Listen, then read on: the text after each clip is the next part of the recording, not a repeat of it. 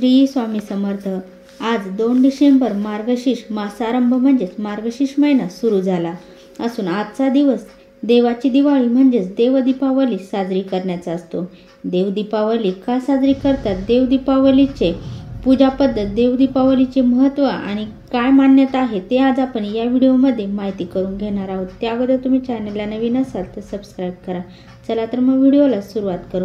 मार्गशीर्ष महिन्याच्या शुक्ल प्रतिपदेला देवदीपावली साजरी केली जाते। आज मार्गशीर्ष मासारंभ होत असून देवदीपावली साजरी करण्यात येत आहे।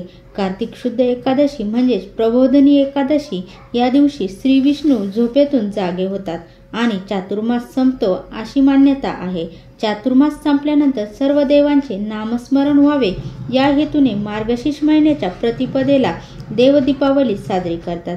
देवदिवाळीला देवघरात तेला तुपाचे दिवे लावण्याची पद्धत आहे। देवघरातील देवांची मनोभावाने पूजा करण्यात येते। दिवाळीच्या रात्री सर्व देवी देवता भगवान शिवासह वाराणसीला येतात आणि दिवे लावून उत्सव साजरा करतात अशी मान्यता आहे।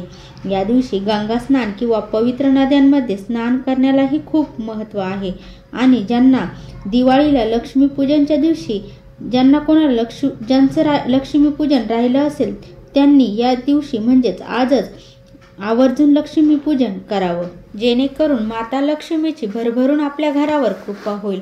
तर आज आहे देवदीपावली।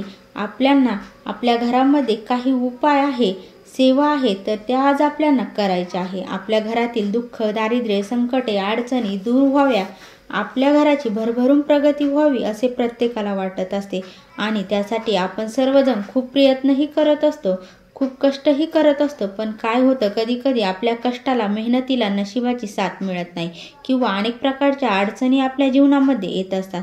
त्यासाठीच आज हा उपाय आपल्याला करायचा आहे। दिवा हा बुद्धीचा आणि ज्ञानाचा प्रतीक असतो। दिव्यामध्ये अनेक प्रकारच्या सकारात्मक ऊर्जा असतात। आपल्या घरात आपण दिवा लावला की वाईट ज्या शक्ती आहेत त्या नष्ट होतात आणि सकारात्मक ऊर्जा आपल्या घरामध्ये संचार करते। तर आज दिवसभरात आपल्याला हा उपाय कधीही करायचा आहे। आज आपल्याला हा दिवा लावायचा आहे। देवदिवाळीच्या दिवशी दीपदानाला विशेष महत्त्व असतं। हे दीपदान केल्याने जे लक्ष्मीपूजन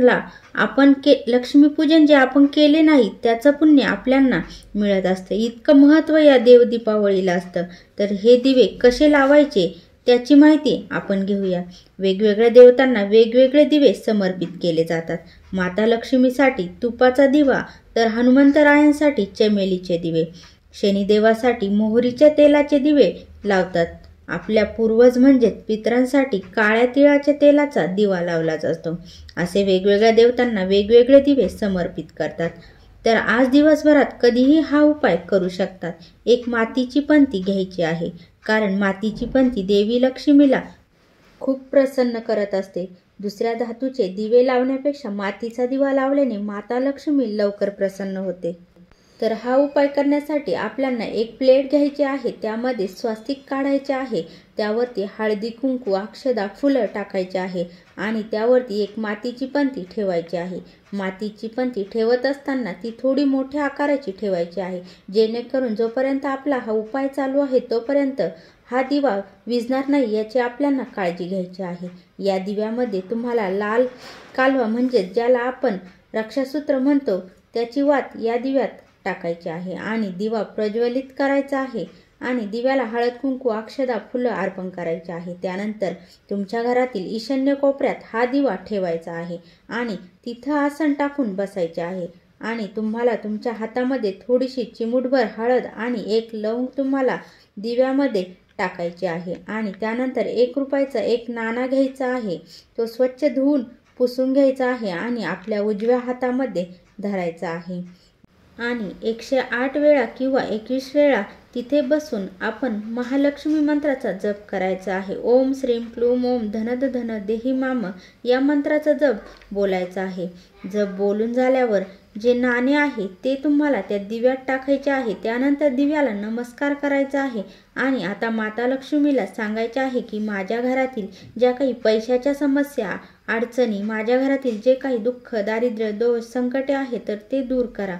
तुमची जी कृपा आहे ती माझ्यावर, माझ्या घरावर होऊ द्या. माझ्या घरातील ज्या काही नकारात्मक शक्ती आहे, शत्रुपीडा, वास्तुदोष, पितृदोष जे काही आहे ते सर्व दूर करा. अशी प्रार्थना लक्ष्मी देवीला करायची आहे. आणि त्यानंतर जो दिवा आहे तो जोपर्यंत जळतो तोपर्यंत जळू द्या. नंतर त्यातील जी उरलेली वात आहे ती आपल्या तुळशीमध्ये टाकायचे आहे. आणि जे नाणे आहे ते पुसून आपल्या देवघरात किंवा आपल्या पॉकेटमध्ये ठेवायचे आहे. अशा प्रकारे हा उपाय करायचा आहे. श्री स्वामी समर्थ. जय जय स्वामी समर्थ.